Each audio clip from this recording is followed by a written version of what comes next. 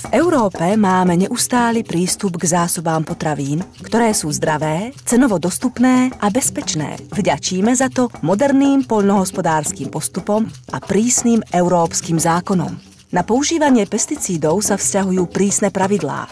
Cieľom týchto pravidiel je chrániť farmárov, spotrebiteľov aj životné prostredie. Európsky úrad pre bezpečnosť potravín uvádza: na území EÚ sa smú používať len tie pesticídy, v prípade ktorých sa vedecky potvrdilo, že nemajú žiadne škodlivé účinky na spotrebiteľov, pracovníkov ani osoby v ich bezprostrednej blízkosti, nepoškodzujú životné prostredie a sú dostatočne účinné.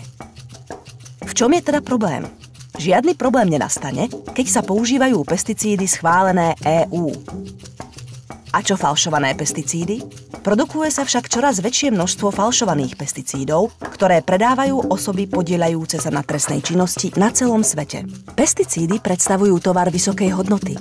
Pre farmárov sú dôležitými prostriedkami a preto asi nie je žiadnym prekvapením, že predaj nezákonných a falšovaných produktov vytvára lukratívny trh. Celosvetový obchod s falšovanými produktmi sa netýka len predaja kabeliek či slnečných okuliarov.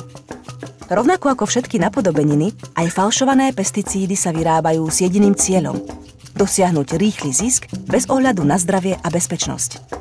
Obsahujú neznáme kombinácie látok, ktoré nie sú oficiálne schválené.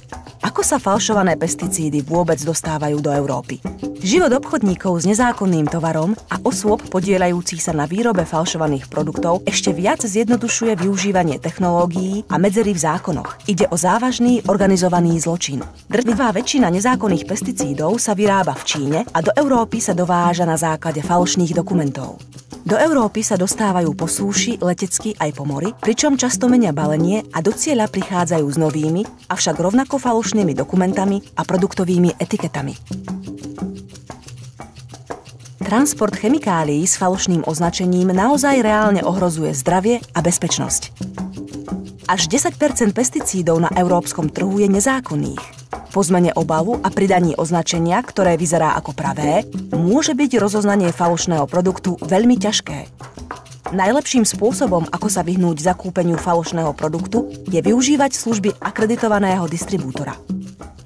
Najviac sú poškodení farmári a ich pôda, pretože prichádzajú o zisk použitím lacného produktu, ktorý buď nechráni úrodu, ako by mal, alebo, čo je ešte horšie, ju zničí. Potenciálne riziká sa však týkajú aj zdravia farmárov a životného prostredia a zahŕňajú tiež možnosť, že produkt znehodnotí pôdu natoľko, že spôsobí problémy aj pri ďalšej úrode.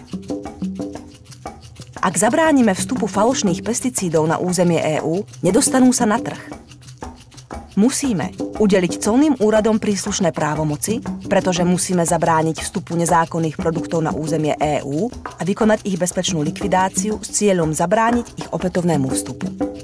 Musíme umožniť spoluprácu medzi regulačnými orgánmi zaoberajúcimi sa pesticídmi a colnými úradmi, pretože identifikovanie a zablokovanie dovozu nezákonných pesticídov vyžaduje odborné znalosti a tímovú prácu.